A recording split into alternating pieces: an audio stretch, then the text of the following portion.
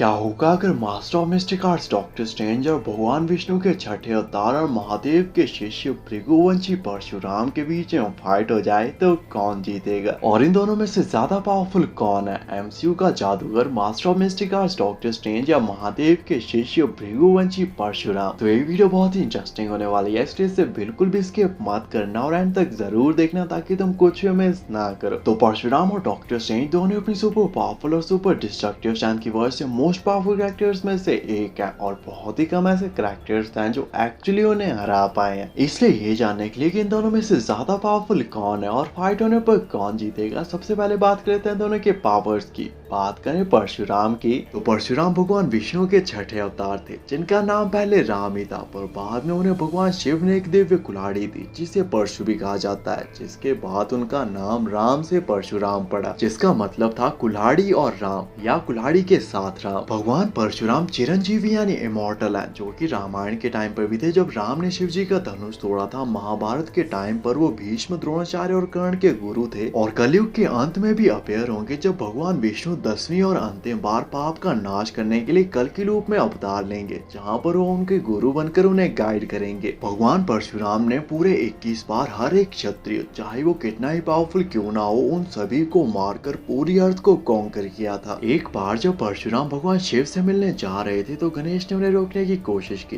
जिसके बाद परशुराम इतना ज्यादा गुस्सा हो गए कि उन दोनों के बीच में युद्ध हो गया और इस फाइट के दौरान परशुराम ने भगवान गणेश का एक दांत तोड़ दिया और इसी के बाद भगवान गणेश का नाम एक दंत पड़ा। भगवान परशुराम ने कठोर घोर तपस्या करके हर उस वेपन को हासिल कर लिया था जो त्रिदेव के पास थी और इसी दौरान उन्हें एक कुल्हाड़ी यानी परशु भी मिला जो कि भगवान शिव का था। परशुराम भगवान शिव के शिष्य थे और उन्होंने अपनी धनुर्विद्या और फाइटिंग टेक्निक महादेव से सीखी थी और उन्होंने अपनी फाइटिंग स्किल्स और टेक्निक्स को टेस्ट करने के लिए स्वयं महादेव को युद्ध करने के लिए आमंत्रित किया, जो कि कई दिनों तक चला और उन्होंने एंड में भगवान शिव के माथे पर एक स्कार तक को क्रिएट कर दिया था, जिसे भगवान शिव ने अपने शिष्य के शौर्य के रूप में स्वीकार किया और इस कट का निशान आज भी महादेव के माथे पर है। जिसके बाद भगवान परशुराम ने महादेव की गुरु दक्षिणा के रूप में लाखों महाशक्तिशाली पापी असुरों को कुछ ही घंटों में मार डाला। भगवान परशुराम ने कार्तिवीर्य अर्जुन की 9 क्षौणी सेना को कुछ ही मिनटों और उसके 100 पुत्रों की 100 क्षौणी सेना को कुछ ही घंटों में मार कर उन्हें हरा दिया था। और सिर्फ एक एग्जाम्पल के लिए मैं तुम्हें बता दूं कि महाभारत के महाविनाशी युद्ध में कौरवों के पास सिर्फ 11 क्षौणी और पांडवों के पास सिर्फ 7 क्षौणी सेना थी। मतलब अगर उस फाइट में भगवान परशुराम भाग लेते तो ये युद्ध कई दिनों के बजाय कुछ ही घंटों या 1 घंटे से भी कम टाइम में ही खत्म हो जाता। और महाभारत के महाप्रतापी और महाशक्तिशाली कैरेक्टर्स परशुराम के आगे 2 मिनट भी नहीं टिक पाते, क्योंकि परशुराम उनके गुरु और उनके गुरुओं के भी गुरु थे, जो कि ब्राह्मण होने के बावजूद एंशिएंट हिस्ट्री के स्कैरिएस्ट और सबसे खतरनाक योद्धा थे। भगवान परशुराम ने पूरे 21 बार पूरी धरती को क्षत्रिय मुक्त करके उसे जीता था और इसी वजह से जब वो सीता माता के स्वयंवर में भी गए थे तो सभी राजा सिर्फ उन्हें देखकर ही सहम गए थे। भगवान परशुराम मन की गति से चल सकते थे, उनके पास हर टाइप के अस्त्र शस्त्र भी थे और वो हर टाइप की फाइटिंग टेक्निक में एक्सपर्ट थे। भगवान परशुराम के पास परशु, शिव धनुष, त्रिशूल, सुदर्शन चक्र और ब्रह्मास्त्र जैसी वेपन्स भी थी, जो कि अपने तपोबल से पूरे यूनिवर्स को एक ही सेकंड में डिस्ट्रॉय कर सकते थे। तो ये थी परशुराम की पावर्स और परशुराम की पावर्स को अच्छे से जान लेने के बाद अब बात कर लेते हैं डॉक्टर स्ट्रेंज की और जानने की कोशिश करते हैं कि आखिर मास्टर ऑफ मिस्टिक आर्ट्स कितना पावरफुल है। तो डॉक्टर स्ट्रेंज मिस्टिक आर्ट्स के मास्टर हैं, जो कि अपने आसपास की एनर्जी का यूज करते हैं अपने स्पेल्स को कास्ट करने के लिए और वो इन स्पेल्स का यूज बहुत अटैक या डिफेंस पर्पसेस के लिए कर सकते हैं। इसके अलावा डॉक्टर स्ट्रेंज उड़ सकता है, अर्थ पर कहीं भी पोर्टल ओपन कर सकता है और टाइम स्टोन का यूज करके फ्यूचर की हर एक पॉसिबिलिटी को देखकर उसे प्रेडिक्ट कर सकता है और एक पर्टिकुलर सिनेरियो को चुनकर अपनी विन को भी कंफर्म कर सकता है। पर इन सब चीजों के बावजूद डॉक्टर स्ट्रेंज की बॉडी एक नॉर्मल ह्यूमन बीइंग की है, जिसके पास कोई भी सुपर पावर्स या ड्यूरेबिलिटी नहीं है और अगर उसके ओपोनेंट के पास सुपरमैन स्ट्रेंथ या सुपर पावर्स हैं तो एक डायरेक्ट हिट भी डॉक्टर स्ट्रेंज की जान ले सकता है। और डॉक्टर स्ट्रेंज को अपनी पावर्स और स्पेल्स को यूज करने के लिए अपने हाथों को मूव करना पड़ता है, जो कि उसकी सबसे बड़ी कमजोरी है, क्योंकि अगर कोई उसके हाथों को बांध दे जिससे वो अपने हाथों को मूव ना कर पाए तो डॉक्टर स्ट्रेंज सिंपल सी रस्सियों से भी नहीं छूट पाएगा। इसलिए डॉक्टर स्ट्रेंज मोस्टली दूर से ही लॉन्ग रेंज फाइट लेना ही पसंद करता है, क्योंकि उनके पास कोई भी रिफ्लेक्सेस या ड्यूरेबिलिटी नहीं है और क्लोज रेंज में अगर उनके ओपोनेंट के पास पास सुपर स्ट्रेंथ है तो एक डायरेक्ट हिट भी उनकी जान ले सकता है। पर इन सब चीजों के बावजूद डॉक्टर स्ट्रेंज बहुत ही स्ट्रॉन्ग और पावरफुल कैरेक्टर है, और चाहे वो इन्फिनिटी स्टोन्स की पावर्स को रोकना हो, थैनोस से फाइट करनी हो या डोरमामू से डील करनी हो, डॉक्टर स्ट्रेंज ने कभी भी किसी को भी निराश नहीं किया। तो ये थी डॉक्टर स्ट्रेंज की पावर्स, और डॉक्टर स्ट्रेंज और परशुराम की पावर्स को अच्छे से जान लेने के बाद अब बात कर लेते हैं फाइट कंपैरिजन की और जानने की कोशिश करते हैं कि इन दोनों में से ज्यादा पावरफुल कौन है और फाइट होने पर कौन जीतेगा। तो एमसीयू का जादूगर डॉक्टर स्ट्रेंज बहुत ही स्ट्रॉन्ग और पावरफुल कैरेक्टर है जो कि मिस्टिक आर्ट्स का मास्टर है और उसके पास बहुत सारी मैजिकल एबिलिटीज भी हैं। जबकि दूसरी तरफ भगवान परशुराम भगवान विष्णु के छठे अवतार और महादेव के शिष्य थे जिनके पास बहुत सारी दिव्य शक्तियां,